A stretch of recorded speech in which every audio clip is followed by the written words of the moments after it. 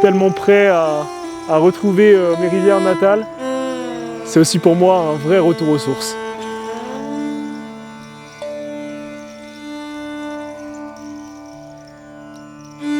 C'est vraiment ça la beauté de la chose, c'est avant tout de prendre du plaisir avec ce qu'on a.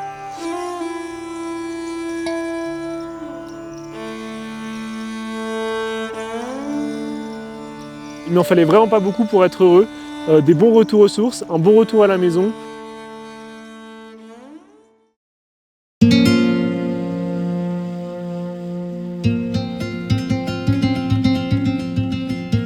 Bon, et ben ça faisait 2 ans qu'on n'était pas rentré à la maison. Et puis on a refait les choses à l'ancienne. Moi à la pêche et Romain derrière la caméra. Et en ce premier jour d'avril, on a décidé de vous emmener pêcher des paysages magnifiques, sous la neige, en montagne. Et c'est aussi pour moi un vrai retour aux sources.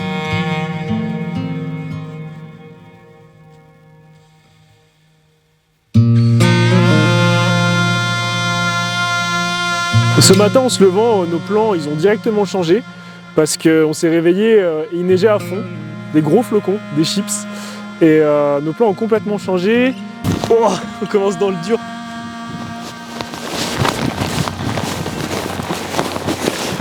Oh, je suis tellement chaud! Ah, c'est tellement beau, ça fait tellement longtemps! Direct en arrivant, j'avais l'excitation des débuts. Ça faisait 2 ans que j'avais pas tourné de vidéo avec Romain de cette manière-là. Et j'étais tellement chaud.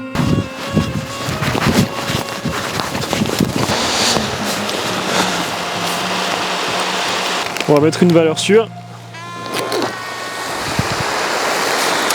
Je pense qu'aujourd'hui il va falloir pêcher très doucement parce qu'il a bien neigé cette nuit et puis les eaux elles sont super froides. On a fait une petite session hier sans filmer et c'était super froid, super dur et les eaux sont super basses aussi. Donc je pense qu'il va falloir y aller tout doucement, passer contre les cailloux, bien dans les lignes d'eau, dans les veines d'eau et puis aller gratter le fond pour essayer de déloger quelques poissons. Sinon ça risque d'être un petit peu compliqué. Mais on va pas baisser les bras avant d'avoir commencé, et puis on va pas baisser les bras tout court d'ailleurs. Et on y croit. C'est l'hiver, c'est toujours un petit peu plus dur quand il fait froid, les poissons ils sont calés, donc les poissons ils comptent encore un petit peu plus. Allez, c'est parti.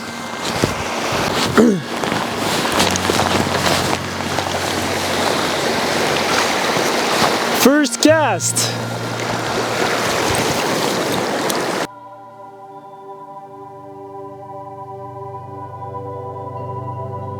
J'étais tellement chaud, tellement prêt à retrouver mes rivières natales, à relancer des leurres parce que tout l'hiver j'ai pêché sur glace et là il y a encore quelques jours j'étais sur la glace en train de pêcher.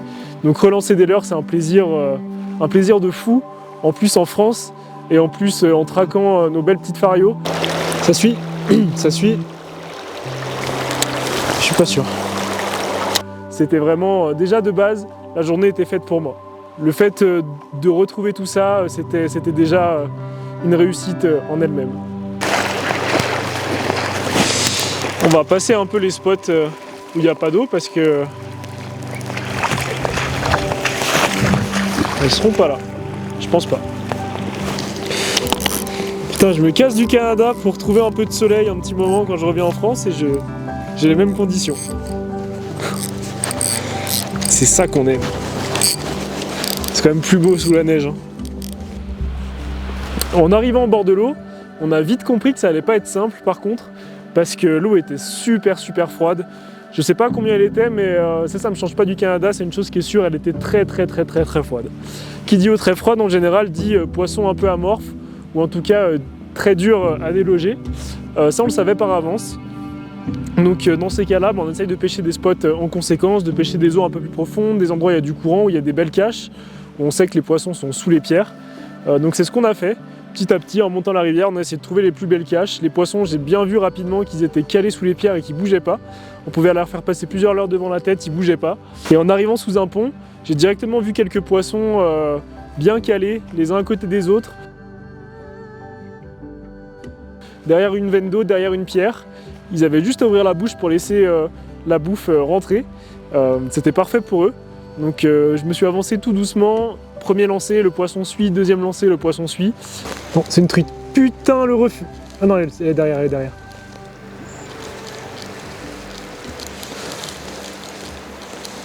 Allez, prends!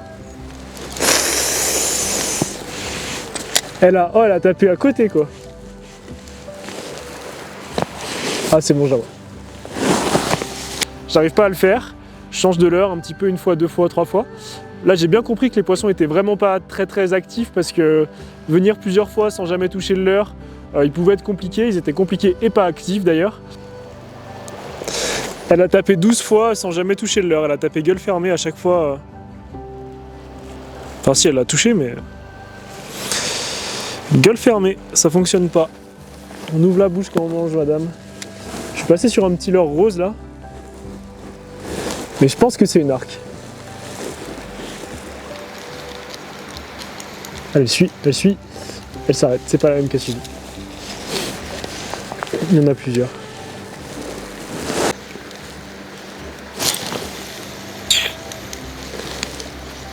Allez, on va dire que c'était pas un poisson ça. Allez, vas-y. Vas-y, cocotte. Et puis, au bout de quelques lancers, c'était la bonne. En passant sur une cuillère tournante, à l'heure que j'ai pas du tout l'habitude d'utiliser. Faut croire que ça les a réveillés, ça les a fait venir. Donc c'était le premier poisson.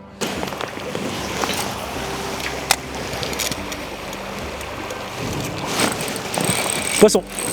Putain, oups. Le petit bout de tôle, ça marche toujours, hein.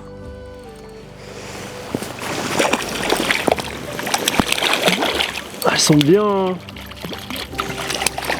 Ça se voit qu'elles ont froid. Ça combat un petit peu moins.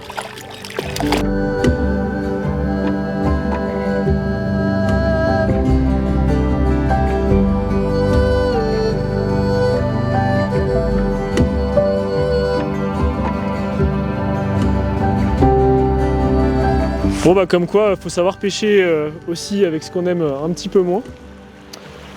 Des petites tournantes, ça marche super bien, avec des hameçons sans ardillon évidemment. Simple aussi. Et puis voilà. Ouais, faut croire qu'elles étaient. Elles voulaient pas du leurre souple. Et puis on leur fait remonter un peu la tête avec des ondulantes, ça a l'air de marcher. Elles sont vraiment amorphes parce que la touche était pourrie. Et le combat était pas hyper fou. On voit bien que l'eau est froide. Un des premiers poissons depuis que je suis rentré en France, d'ailleurs une des premières Fario. Donc le plaisir était là, j'étais à fond même. J'étais vraiment super content de refaire cette Fario, ma session pouvait s'arrêter là, c'était déjà fait pour moi. Le fait de refaire un poisson, après avoir passé 2 ans au Canada, j'ai touché du poisson, j'ai fait des truites, j'ai fait des ombres de fontaine, et le fait de retoucher une petite Fario, c'était toujours cool.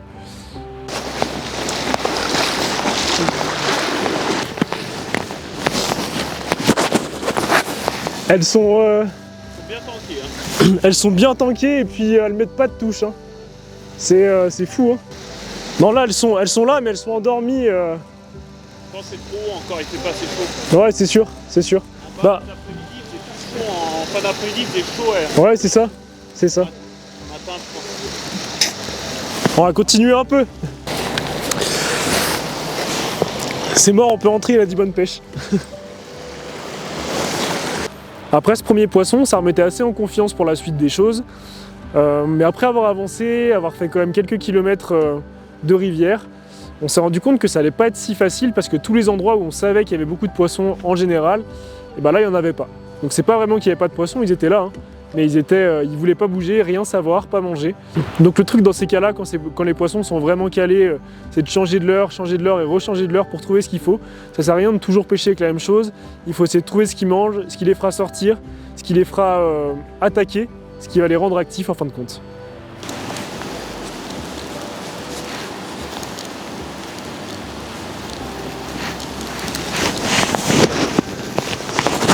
En vrai, c'est pas les meilleurs moments pour pêcher la truite, mais parce que bon, faut avouer que l'eau elle est froide. Mais putain, on pêche dans 1 mètre de neige là, c'est trop cool. Et il fait pas très froid en plus, donc.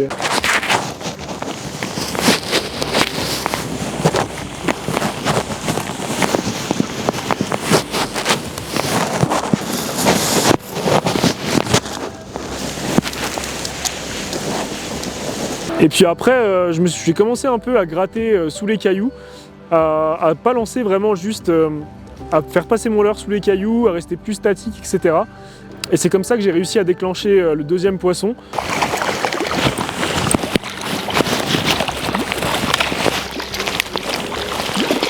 Yes!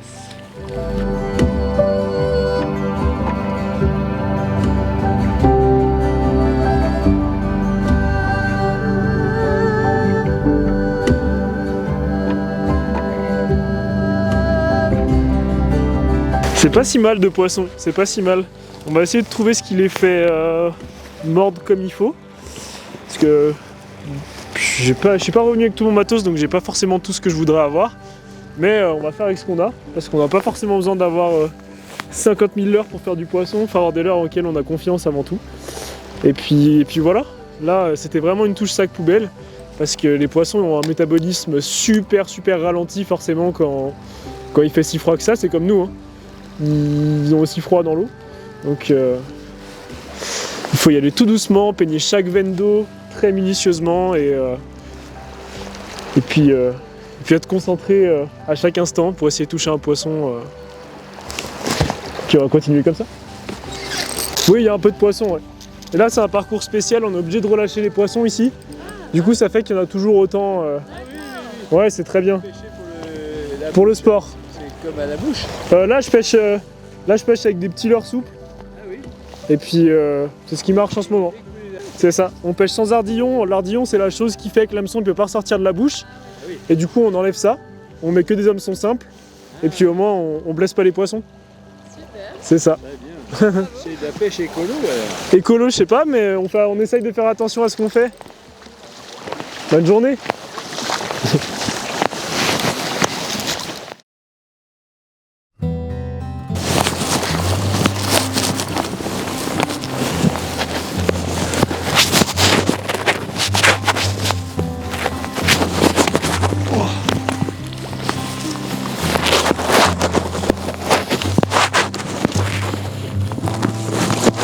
Yes! Boum! Une belle truite de montagne bien noire. Wow.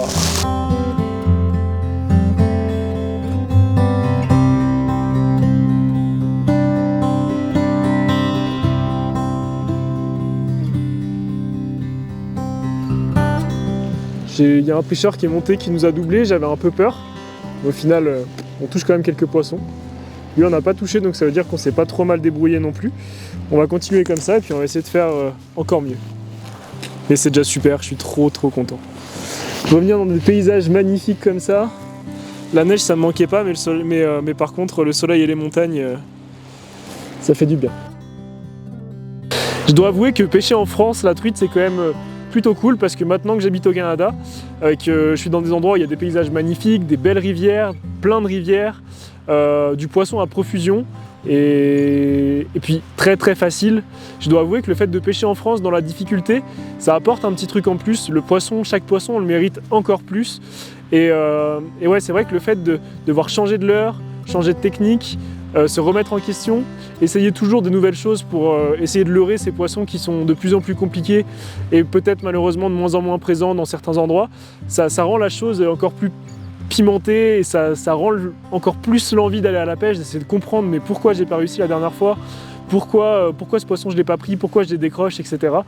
Et c'est ce qui fait que le fait de pêcher en France pour moi c'est quand même, ça changera pas, c'est quand même, c'est chez moi et j'en suis très heureux.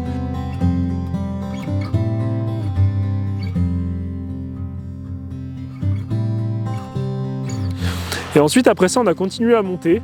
On continue à monter. Je voyais très peu de poissons, jusqu'à arriver sur un joli plat. J'avais prévenu Romain de bien se mettre derrière parce que j'y croyais. Et puis ça n'a pas loupé, premier lancer, je ramène, il y avait très peu d'eau à la fin du plat, il y avait un petit 20 cm d'eau. Je vois un poisson suivre, je vois le V arriver derrière mon leurre, le dos qui sort de l'eau. Et arrivé devant mes pieds, elle tourne. Moi, mon leurre sort de l'eau forcément. Oh, ça suit. Prends! Tu l'as vu?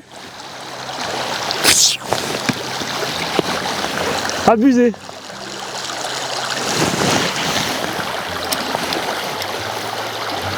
Je relance une fois, elle resuit, je relance 2 fois, elle resuit, elle touche. Je pense pas la piquer. Allez, allez!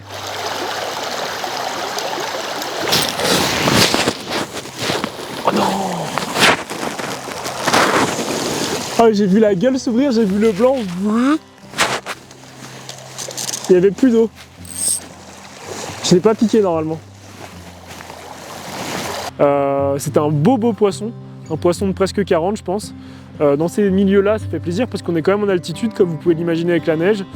Et donc là, j'ai changé de leurre. Je suis passé sur un poisson nageur avec des simples pour respecter les règles du parcours no-kill. Il faut que je trouve un poisson nageur suspending ou pas trop coulant. Pas le signe. Oh, c'est peut-être bien. Faut que je mette des simples.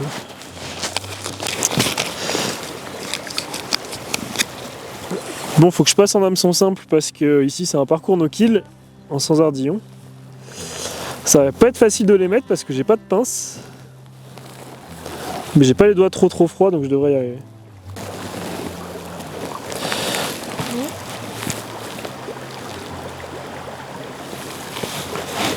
Tac. Oh, ça va être impossible.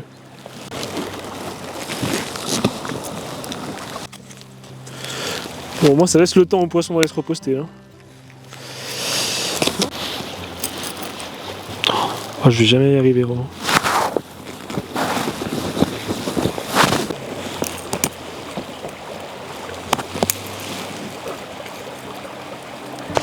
On sent de la tension dans mon lancer. Elle était sous l'arbre. Elle a gobé. Faut pas que je me loupe.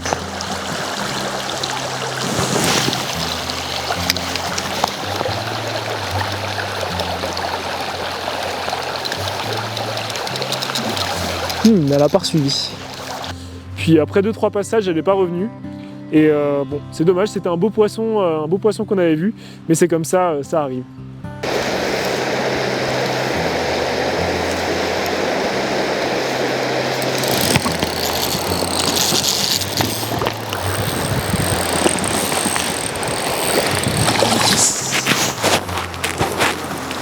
Ouais. Ah, boum! Yes! Putain, ça fait un petit moment que j'avais pas fait de touche. Ça fait du bien. Hop, hop, hop. Attends 2 secondes, cocotte. Faut qu'on te montre avant que tu repartes. C'est pas un poisson de souche. Ça, c'est quelque chose qui est clair. Mais peu importe, franchement, c'est pas le plus important. L'important, c'est de faire du poisson, de faire des touches et de s'amuser. Et ça, je pense que c'est fait.